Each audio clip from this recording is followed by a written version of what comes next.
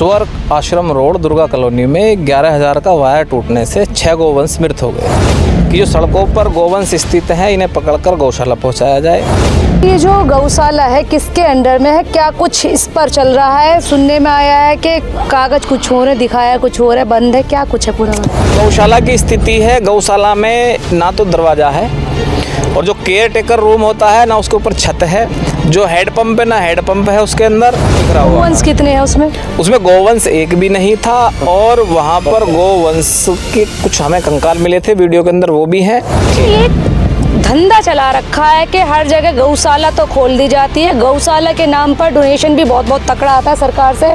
जो हमने पूरी कैलकुलेशन करा है 17,44,000 कुछ समथिंग के आसपास का उसमें सिस्टम दिखा रखा है। एक ही गौशाला का 17,44,000 कुछ का दिखा रखा है, लेकिन वहाँ है कुछ नहीं। यही मांग लेके आए हैं कि हमारी गौओं का कोई देखभाल सही तरीके से नहीं हो रही है। हम ग्राम प्रधान और जो ग्राम सचिव है और जो भी इसमें सम्मिलित लोग रहे हैं जिन्होंने प्रस्ताव देकर ये गौशाला बनवाई है उनके खिलाफ पहले एक ज्ञापन देंगे। ग्राम प्रधान और सेक्रेटरी जो है उनकी मिली भगत से जो भी गौशाला चल रही हैं वो भी जर्जर हालत में है। शासन से मांग करेंगे कि सेक्रेटरी और इस ग्राम प्रधान से इस पैसे की वसूली करी जाए। जो इतना फंड आता है, ये नहीं पूछा इतना फंड जो ऊपर से आता है वो कहता है कि प्रधान और सचिव के अंडर में है, मेरे अंडर में कुछ है नहीं, मुझे तो जो ला कर दे देते हैं मैं उसी का इस्तेमाल करता हूँ। सब मैं तो यहाँ देखने वाला हूँ। नमस्कार, स्वागत है आप सभी का मेरे साथ न्यूज़ इंडिया फर्स्ट पर। मैं सोनम चड्ढा आप सभी का स्वागत करती हूँ जनपद हापुड़ के। इस वक्त मैं मौजूद हूँ कार्यालय जिलाधिकारी पर, जहाँ पर गौ रक्षक के कुछ लोग पहुँचे हैं। क्या कुछ मामला है जानेंगे पूरा वाक्य। क्या नाम है आपका?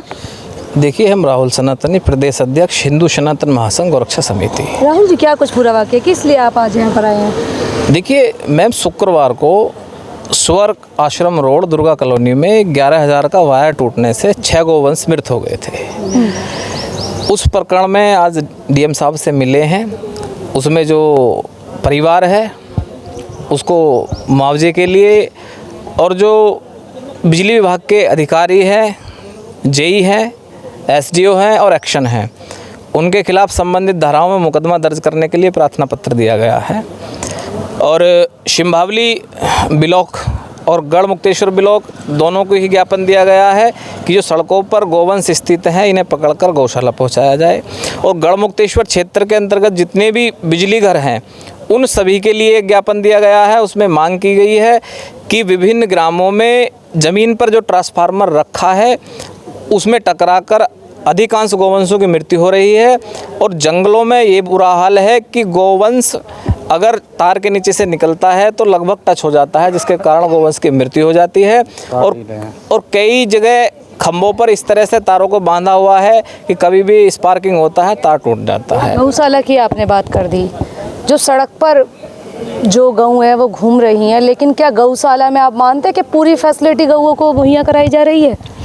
देखिए, अभी हमने एक गौशाला का निरीक्षण करने पहुंचे थे जो पलवाड़ा गांव में पड़ती है। उसका हमने वीडियो क्लिप करा है जो आपको देंगे। उसमें जो गौशाला है वो लगभग पिछली जो योजना रही है ग्राम प्रधानों की उसमें बनाई गई है। ये जो गौशाला है किसके अंडर में है, क्या कुछ इस पर चल रहा है? सुनने में आया है कि कागज कुछ हो रहे, दिखाया कुछ हो रहा है, बंद है, क्या कुछ है पूरा वाक्य? मैम, इसकी जानकारी के लिए अभी हम लोग जो है जानकारी जुटा रहे हैं। अभी जो उसमें लिखा है, जो ग्राम सचिव है वो सुशील कुमार हैं और जो ग्राम प्रधान है वो शबनम करके हैं। और जो गौशाला की स्थिति है, गौशाला में ना तो दरवाज़ा है और जो केयर टेकर रूम होता है ना उसके ऊपर छत है, जो हेड पंप है ना हेड पंप है उसके अंदर। और हमने जो उसकी जो छानबीन करी है उसमें जनरेटर भी दर्शा रखा है, सोलर पैनल भी दर्शा रखा है, सोलर लाइट अलग से वो भी दर्शा रखी है, पेंटिंग वगैरह भी दर्शा रखी है। टीन सेट जो है वो टूटा हुआ है, बिल्कुल बिखरा हुआ। गोवंश कितने हैं उसमें? उसमें गोवंश एक भी नहीं था और वहाँ पर गोवंश के कुछ हमें कंकाल मिले थे, वीडियो के अंदर वो भी हैं, आपको दिख जाएंगे। अभी हम इसकी तह तक पहुँच रहे हैं कि एक बंद है तो किस कारण बंद कर रखी है। धंधा चला रखा है कि हर जगह गौशाला तो खोल दी जाती है, गौशाला के नाम पर डोनेशन भी बहुत बहुत तकड़ा आता है सरकार से, लेकिन अगर मौका वारदात पर देखा जाता है तो उस तरीके से जो गौवंश होते हैं उनकी केयर नहीं हो पाती है। दिखाया कुछ जाता है, करा कुछ जाता है, पेमेंट कुछ आता है खाना पूर्ति के लिए। इस पर क्या कुछ कहना है, कुछ एक्शन उठाया अभी आपने? देखिए, जो हमने पूरी कैलकुलेशन करा है 17,44,000 कुछ समथिंग के आसपास का उसमें सिस्टम दिखा रखा है। एक ही गौशाला का 17,44,000 कुछ का दिखा रखा है, लेकिन वहाँ है कुछ नहीं। आप पर कुछ एविडेंस है किस चीज़ के? जो गौशाला है उस पर, मतलब जो वहाँ की माली स्थिति है वो कुछ दर्शा रहे हैं? हाँ, दर्शाए। हम मौके पर हमारे जिला प्रभारी विपिन तोमर जी पहुँचे हैं, इन्होंने वहाँ पूरा वीडियो क्लिप करा है और यथास्थिति तो जो कि तू पड़ी हुई है, जिसको संदेह हो वो जाए और वहाँ स्थिति मौके वारदात पे जाकर देखे। इसके लिए हम ग्राम प्रधान और जो ग्राम सचिव है और जो भी इसमें सम्मिलित लोग रहे हैं जिन्होंने प्रस्ताव देकर ये गौशाला बनवाई है, उनके खिलाफ पहले एक ज्ञापन देंगे। ज्ञापन में मांग करेंगे कि पहले तो ये बताया जाए कि ये गौशाला बनाया क्यों गया, और बनाया गया तो फिर शासन का इतना पैसा इसमें लगाकर ये बेकार क्यों करा गया। और शासन से मांग करेंगे कि सेक्रेटरी और इस ग्राम प्रधान से इस पैसे की वसूली करी जाए। क्या नाम है सेक्रेटरी और ग्राम प्रधान का? ग्राम प्रधान सबनम करके हैं और जो सेक्रेटरी हैं वो सुशील कुमार हैं। इस पैसे की वसूली करी जाए और अगर जिला स्तर के अधिकारी इस कार्य को करने में असफल होते हैं तो हमारा संगठन पूर्ण रूप से सक्षम है।